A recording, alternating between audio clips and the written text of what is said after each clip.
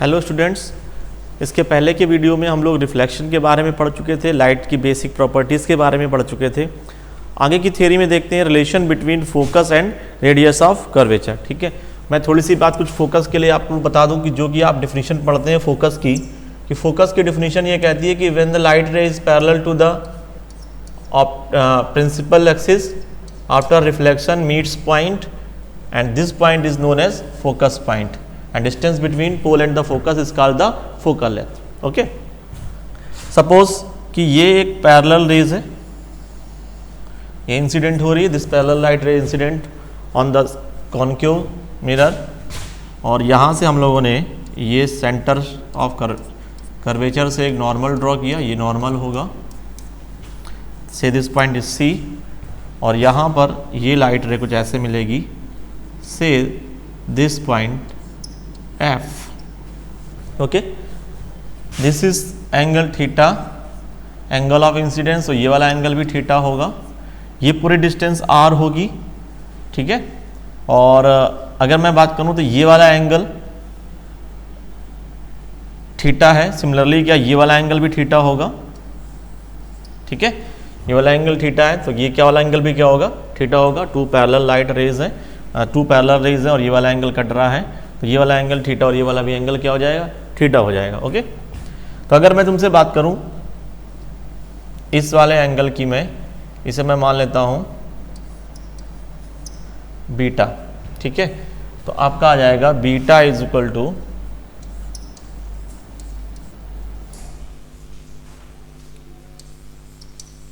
To theta, beta is equal to two theta. Clear? अब देखिए जरा, अगर मैं यहां से इस पर ऐसे एक परपेंडिकुलर ड्रॉ करूं तो देखिए ये वाली जो डिस्टेंस है टोटल r थी। ठीक है, तो ये वाला ट्रायंगल थीटा है, ये वाला एंगल थीटा, ये वाला एंगल थीटा और ये वाला एंगल भी थीटा, ये वाला एंगल 90, ये वाला एंगल 90। ठीक है, और एक साइड कैसी हो गई, एक साइड कॉमन, तो दोनों ट्रायंगल कैसे हो गए, कॉन्ग्रेंट हो गए। तो ये वाली डिस्टेंस टोटल r थी, तो ये वाली कितनी हो जाएगी, r/2। ओके, तो अगर ये r/2 हो गया तो यहां पर अगर मैं बोलूं कि cos theta equal to, cos theta की बात करें तो हो जाएगा आपका बेस अपॉन हाइपोटेनियस, तो बेस कितना हो गया आपका r/2, बेस हो गया r/2, हाइपोटेनियस हो गया आपका CF। तो यहां से CF इक्वल टू आ गया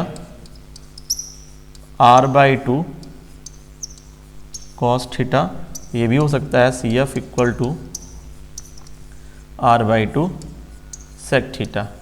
तो यहां से अगर मैं इस पॉइंट को P कह दूं तो ये हो जाएगा FP इक्वल टू, ये टोटल डिस्टेंस थी R, इसे अगर मान लेता हूं मैं X है सिंपल अभी, तो FP इक्वल टू आपकी आ जाएगी X equal to R minus r/2 sec theta. अब देखिए, अब बात आती है कि आपने जो रिलेशन पढ़ रखा हुआ है क्लास 10th में, वो रिलेशन था F इक्वल्स टू r/2। तो अब बात आती है कि ये वाला फार्मूला सही है या ये वाला सही है। ठीक है बच्चों, ये दोनों फार्मूले ही सही है, ये भी सही है और ये भी सही है। आपको समझना क्या है, ये जो फार्मूला है, ठीक है, अगर मैं आपसे बोलूं कि ये जो एंगल्स हैं, ये जो इंसिडेंट एंगल है बहुत छोटे हैं। इंसिडेंट एंगल छोटे होने का मतलब क्या है, हम लोग बोलते हैं पैराक्सियल रेज। इससे पहले वाले वीडियो में मैंने आपको पैराक्सियल रेज के बारे में बता रखा हुआ है। Paraxial rays, for paraxial rays angle of incidence, angle of incidence are very small, ये भी बात होती है वेरी स्मॉल। और क्या कह सकते हैं हम लोग कि पैराक्सियल रेज क्या होती है, कि जब कोई लाइट रेज, इन रियलिटी क्या, ये जो आपको ये जो कॉन्केव मिरर दिखाया गया है, तो ये बहुत छोटे अपर्चर का होता है। ये क्या हो गया, बहुत छोटे अपर्चर का, इसका जो अपर्चर होता है वो क्या होता है, बहुत स्मॉल।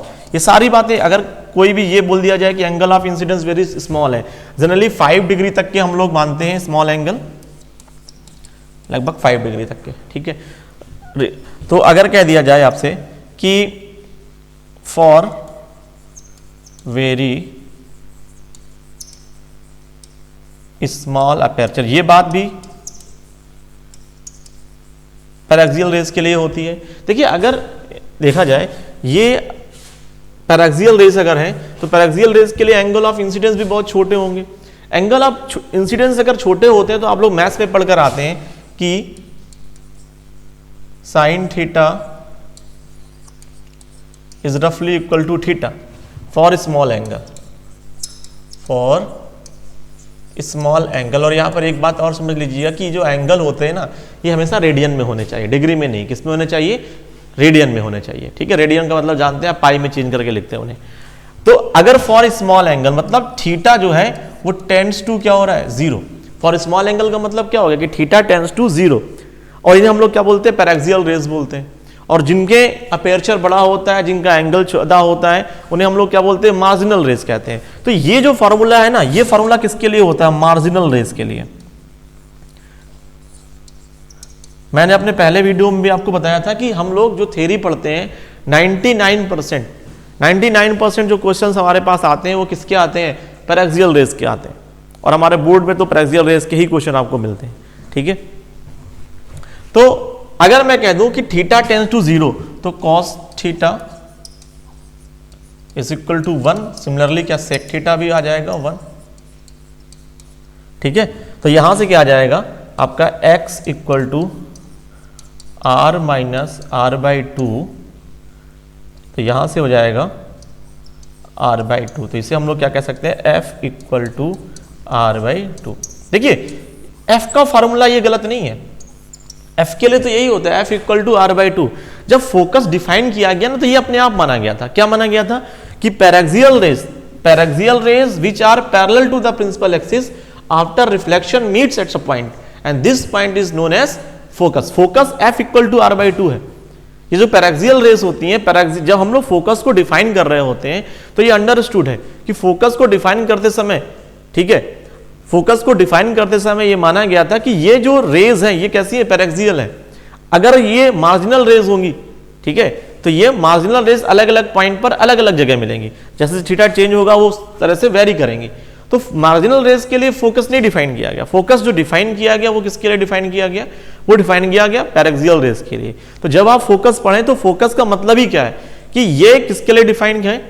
ये डिफाइन है for the paraxial raise. Paraxial raise क्या होती है? जिनके लिए एंगल ऑफ इंसिडेंस बहुत छोटा होता है।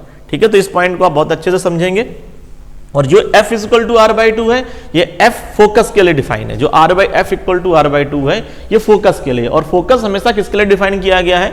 हमेशा डिफाइन किया गया है पैराक्सियल रेज। ये जनरल फॉर्मूला है x इक्वल टू। ठीक है, चलिए आगे बात करते हैं आगे की थियरी पे। नेक्स्ट हम लोग बात करते हैं इसमें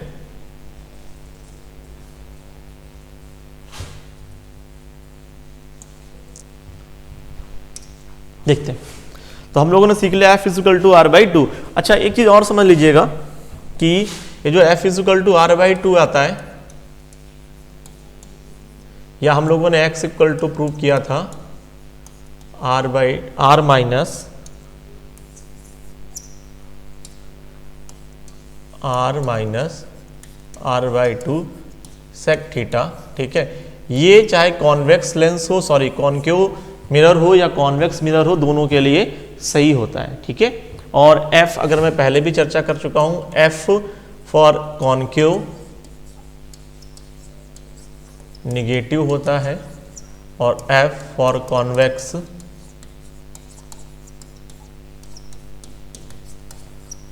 पॉजिटिव होता है।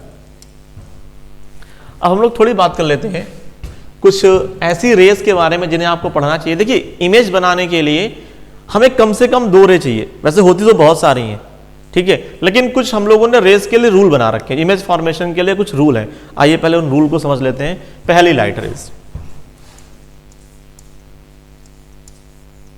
रूल्स ऑफ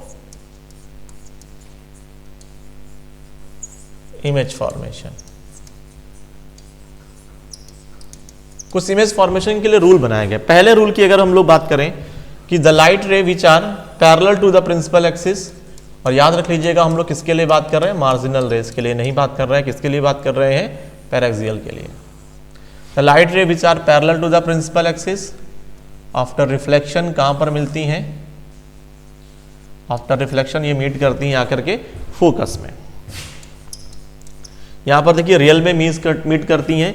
अगर हम लोग कॉन्वेक्स की बात करें,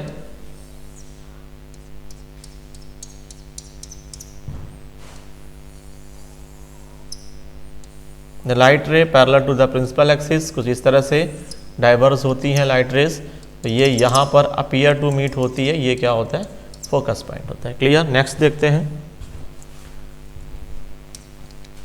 वो लाइट रे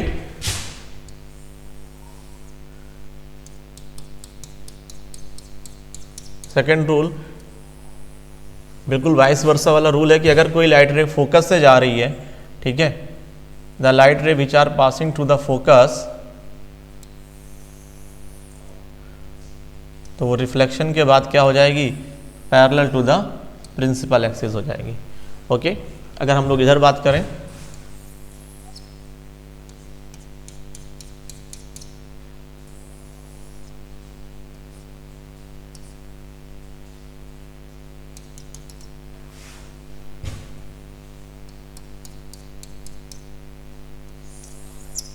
देखिए ये आप तक के लिए कौन सा हो गया, वर्चुअल ऑब्जेक्ट।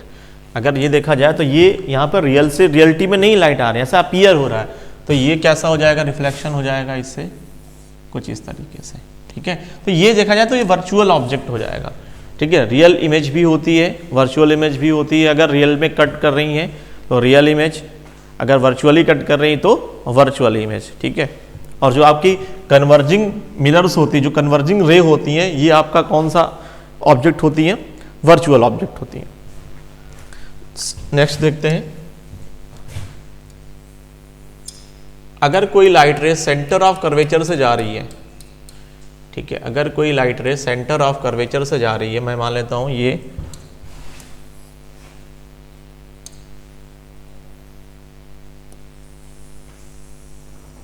ठीक है, यहां पर ये पॉइंट फोकस है और ये पॉइंट सी है। तो अगर कोई लाइट रे सेंटर ऑफ कर्वेचर से इंसिडेंट हो रही है तो ऑब्वियस सी बात है विदाउट एनी डेविएशन, क्योंकि देखिए इसमें सिंपल सी बात है कि अगर किसी भी कर्व्ड सरफेस का, स्फेरिकल सरफेस का नॉर्मल ड्रा किया जाएगा तो वो सेंटर ऑफ कर्वेचर से जाएगा, ऑब्वियस सी बात है, सेंटर से जाएगा।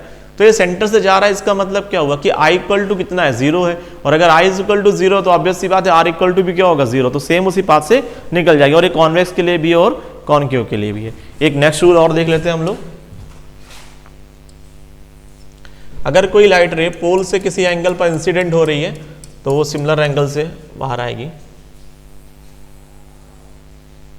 मान लीजिए ऐसे थीटा एंगल से इंसिडेंट हो रही है लाइक दिस, तो ये ऐसे बाहर निकलेगी।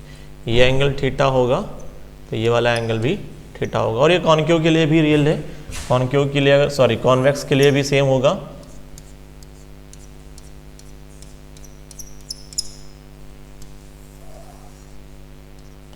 अगर ये लाइट रे ऐसे इंसिडेंट हो रही है तो रिफ्लेक्शन के बाद ये ऐसे बाहर निकलेगी।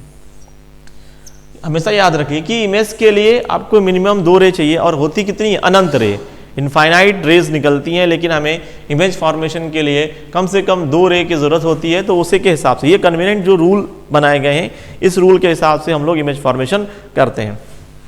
अब हम लोग बात करते हैं मिरर फार्मूला की।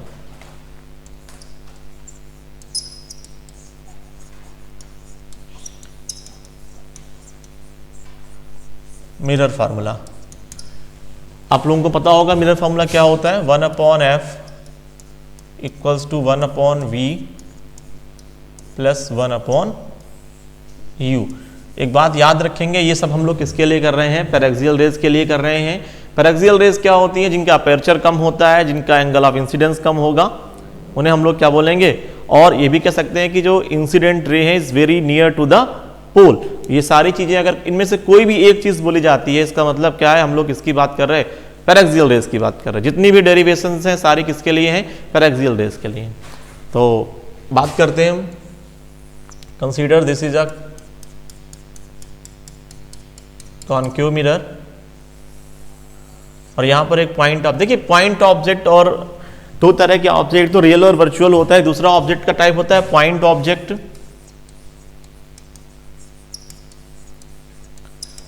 पॉइंट ऑब्जेक्ट, और दूसरा होता है एक्सटेंडेड ऑब्जेक्ट।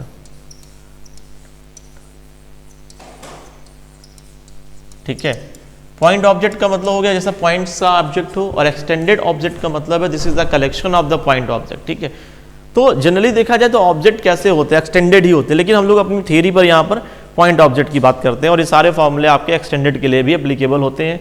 ड्राइव कर रहे हैं हम लोग पॉइंट ऑब्जेक्ट से, और ये ट्रू किसके लिए होंगे, एक्सटेंडेड के लिए भी ट्रू होंगे, और आपके पॉइंट्स ऑब्जेक्ट के लिए भी एप्लीकेबल होंगे। और इसके साथ साथ भले ही ये फॉर्मूला मैं कॉन्वेक्टिव के लिए प्रूव कर रहा हूं, लेकिन ये फॉर्मूला कॉन्केव के साथ साथ कॉन्वेक्स में भी एप्लीकेबल होता है।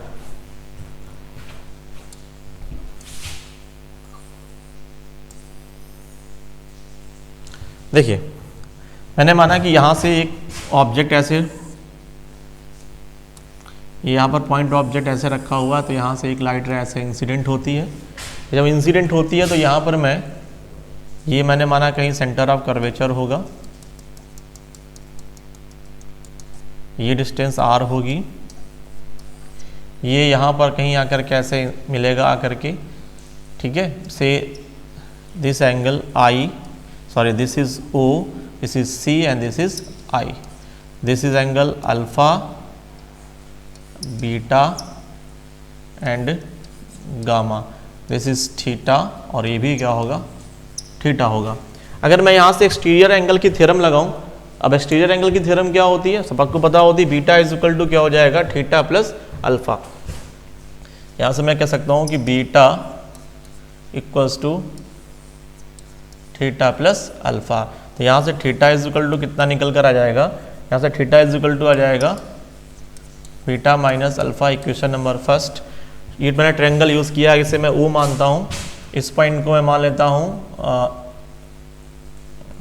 ON। ठीक है, और अच्छा एक चीज़ और समझ लीजिएगा कि अगर मैं इस पॉइंट को P मानता हूँ और यहाँ से ऐसे एक इसमें परपेंडिकुलर डालता हूँ, तो मैं ये भी मानूंगा, क्योंकि सब पैरेक्सियल के लिए कह रहा हूँ, तो ये N और P पॉइंट भी कैसे होंगे, बहुत क्लोज होंगे।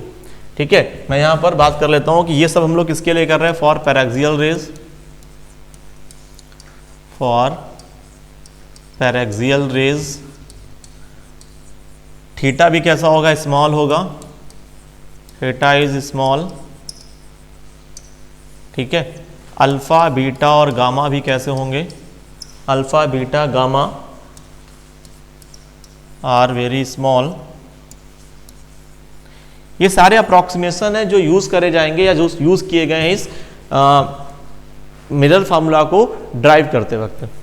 और हम लोगों ने ये भी माना हुआ है कि n इज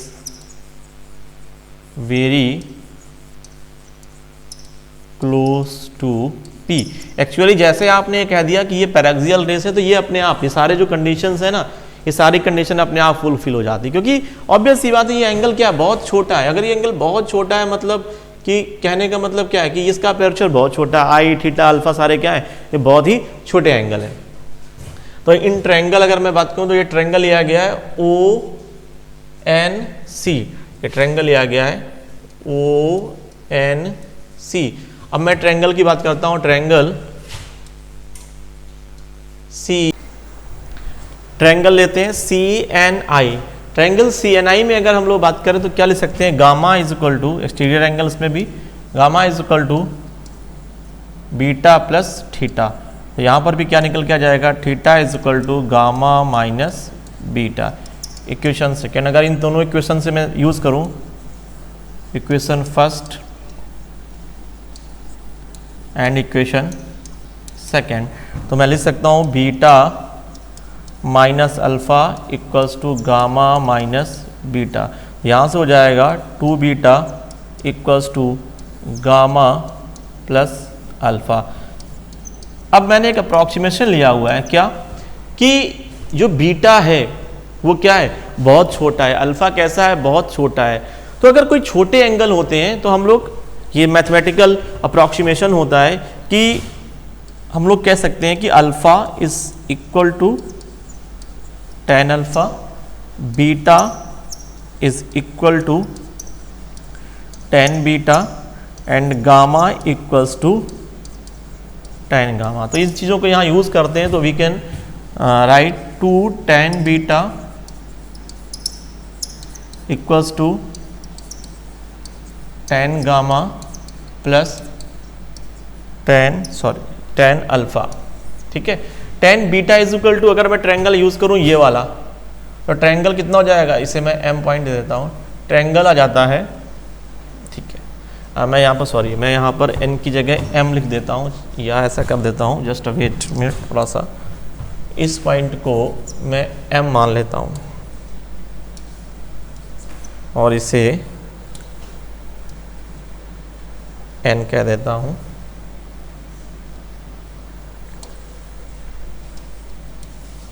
ये n पॉइंट। ओके, तो अगर मैं बोलूँ कि 2, अब मैंने ट्रायंगल ले लिया है ONM, इन रियलिटी में n और p क्या है, बहुत पास पास है, क्योंकि ये डिस्टेंस बहुत नॉमिनल होगी, तो मैं लिख सकता हूँ इन रियलिटी में यहाँ पर। अच्छा, और ये क्या होगा, ऑब्जेक्ट डिस्टेंस u होती है, इमेज डिस्टेंस v, तो मैं लिख सकता हूँ 2 tan बीटा, बीटा का मतलब क्या हो गया, जस्ट c यानी r,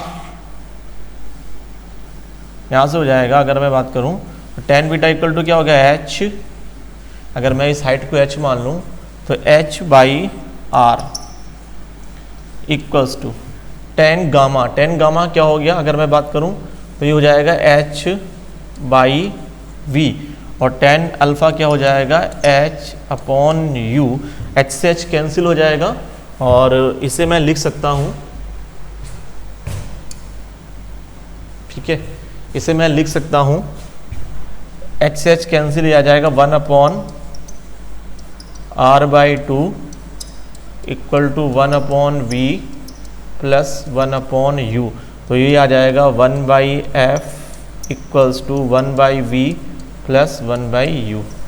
देखिए, ये वाला फार्मूला हम लोगों ने किसके लिए प्रूव किया है, कॉनकेव के लिए प्रूव किया है। और एक खास बात है, यहाँ पे जो सारी इमेजेस हैं, सारा जो ऑब्जेक्ट है वो भी कैसा है, निगेटिव में है, यानी देखा जाए रियल ऑब्जेक्ट है, रियल इमेज है, लेकिन कंडीशन कुछ भी हो सकती है, रियल भी हो सकती है, वर्चुअल भी हो सकती है, वर्चुअल ऑब्जेक्ट हो सकता है, रियल ऑब्जेक्ट हो सकता है, वर्चुअल इमेजेस हो सकती है, कॉन्वेक्स लेंस, कॉन्वेक्स मिरर हो सकता है, कॉनकेव मिरर तो है ही। तो ये जो फॉर्मूला ये सबके लिए एप्लीकेबल है। बस आपको क्या ध्यान रखना है कि ये जो u, v और f है ना, इसकी वैल्यू साइन कन्वेंशन के तहत रखेंगे। अच्छा से यहां पर मैं बात करूं तो जरा देखिएगा, ये माइनस v हो सकता है, ये माइनस v और ये भी माइनस r, तो माइनस माइनस कैंसिल, पूरा फॉर्मूला करेक्ट है। तो हमेशा यहां पर क्या रखेंगे, u, v, f will be put u, v and b and f put according to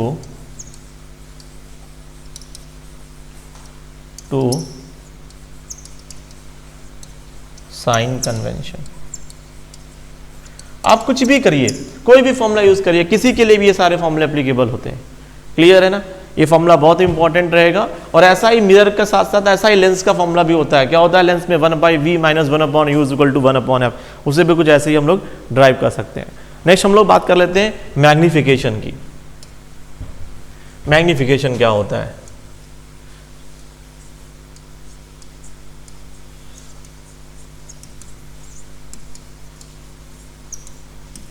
बल्कि इसे हम लोग कह सकते हैं ट्रांसवर्स मैग्निफिकेशन।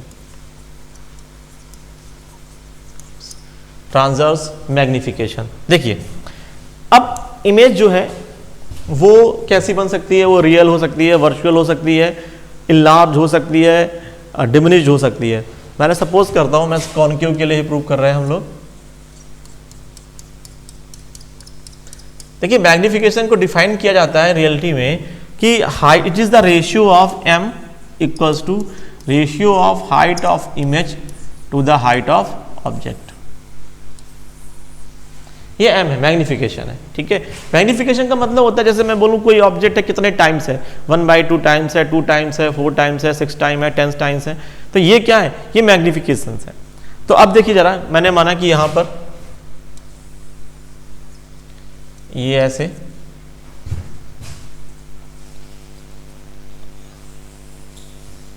ये लाइट रे ऐसे जा रही है, मैंने माना ऐसे निकल के जाती है, ये एंगल थीटा से ऐसे, ये हो या सिमिलर एंगल थीटा हो जाएगा, ठीक है। और मैं मान लेता हूँ कि एक लाइट रे पैरेलल जा रही है जो कि ऐसे फोकस पे जा कर के कट करती है,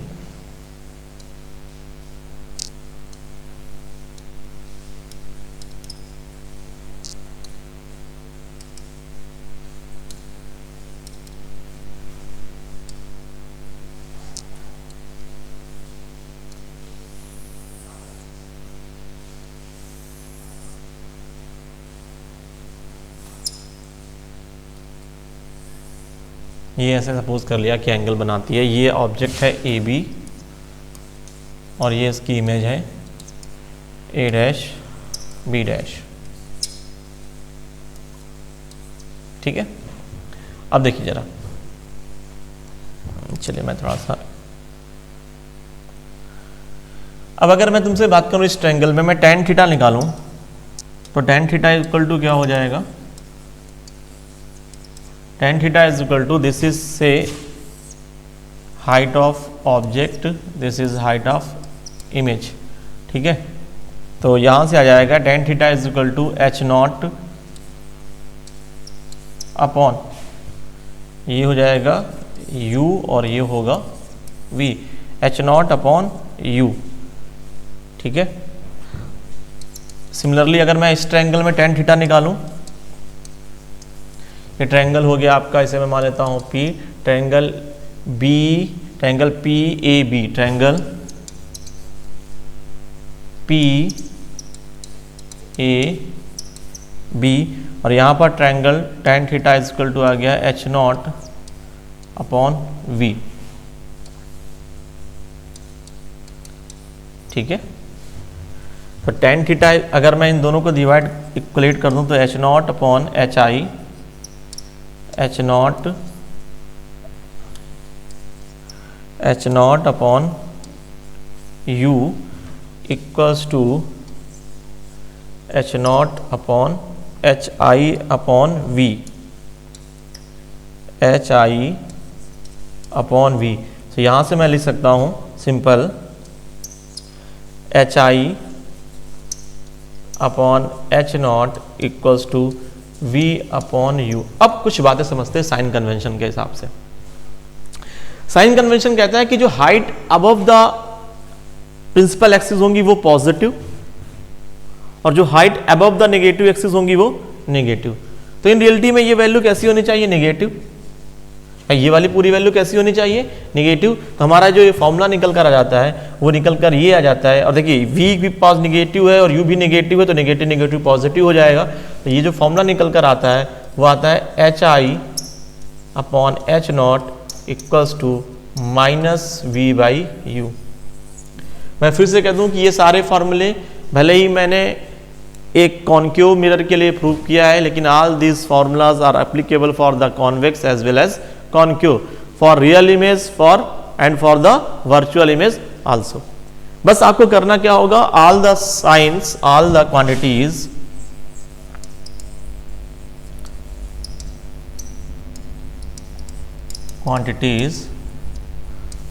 put according to sign convention, according to sign convention. सारी चीजें कैसे रखी जाएंगी, अकॉर्डिंग टू साइन कन्वेंशन। अब साइन कन्वेंशन आपको पहले भी डिस्कस किया जा चुका हुआ है। हाइट जिसमें माना गया था कि ऑल द जो हमारी इंसिडेंट रे है उसको पॉजिटिव मान लीजिएगा, और जो भी इंसिडेंट रे की डायरेक्शन में होंगी वो पॉजिटिव और जो अपोजिट होंगी वो नेगेटिव, ठीक है। अब एम के बारे में कुछ और बातें करते हैं। एम होता है, एम इक्वल्स टू आपका आता है m equal to h i upon h not, ठीक है। सबसे पहले से मैग्नीट्यूड वाइज बात करते हैं, ठीक। और ये इज इक्वल टू आता है माइनस वी बाई यू। देखिए अगर सिंपल सी बात है, अगर mod of m magnitude wise मैं बात कर रहा हूं इक्वल टू 1 है तो इमेज कैसी है, सेम साइज है,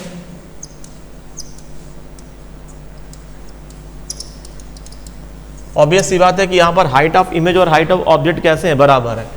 अगर mod of m less than 1 आ रहा है तो इमेज कैसी है, डिमिनिश्ड है।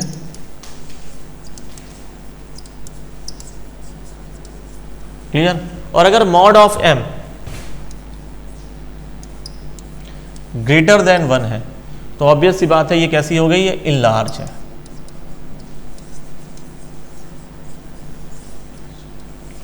क्लियर। इमेज कैसी है, इनलार्ज है या मैग्नीफाइड है।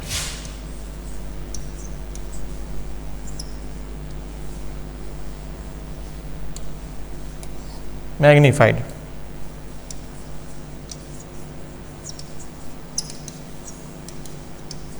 क्लियर। अच्छा, और देखिए जरा, अगर मैं साइन की बात करूं, m अगर पॉजिटिव है, देखिए m पॉजिटिव होने का मतलब क्या है कि जो इमेज, देखिए पॉजिटिव होने का मतलब क्या हो गया कि जो इमेज है, अगर देखिए ये ऑब्जेक्ट है तो इसकी इमेज ऐसी बनी हुई है, ठीक है। और अगर ऐसे रखा हुआ है ऑब्जेक्ट तो ऐसे इमेज बनी, तो ये कैसी होती है, जो इमेज बनेगी वो हमेशा कैसी बनेगी, जैसे ऑब्जेक्ट रखी है। मतलब अगर ऑब्जेक्ट ऐसे सीधे रखा हुआ है तो इमेज भी सीधे ऐसे बनेगी। तो इसे हम लोग कहते हैं जो इमेज होती है वो कैसी होती है, इरेक्ट होती है। और कैसी होगी, वर्चुअल होगी। देखिए वर्चुअल क्यों होगी जरा समझते हैं। मान लीजिए मैं कह देता हूं कि अगर ये वैल्यू पॉजिटिव आ रही है, ठीक, ऑब्वियस सी बात है कि m कैसा है, पॉजिटिव है। m पॉजिटिव होने का मतलब क्या हुआ कि ये वाली पूरी चीज भी कैसी होनी चाहिए, पॉजिटिव होनी चाहिए। क्लियर। ये वाली वैल्यू भी कैसी होनी चाहिए, पॉजिटिव होनी चाहिए। अब u तो लेफ्ट हैंड की साइड पे हमेशा निगेटिव है, तो v कैसा होगा, पॉजिटिव होगा। और v पॉजिटिव होने का मतलब क्या हो गया कि इमेज कैसी होगी, वर्चुअल होगी। तो अगर m पॉजिटिव है तो ऑब्जेक्ट कैसा होगा, इरेक्ट होगा और वर्चुअल होगा। और m अगर निगेटिव है तो इमेज कैसी होगी, इन्वर्टेड होगी और कैसी होगी, रियल होगी। क्लियर। तो आज का वीडियो में आप लोगों ने मिरर फार्मूला और मैग्नीफिकेशन देखा। इसके आगे की थ्योरी के लिए नेक्स्ट वीडियो में हम लोग बात करेंगे।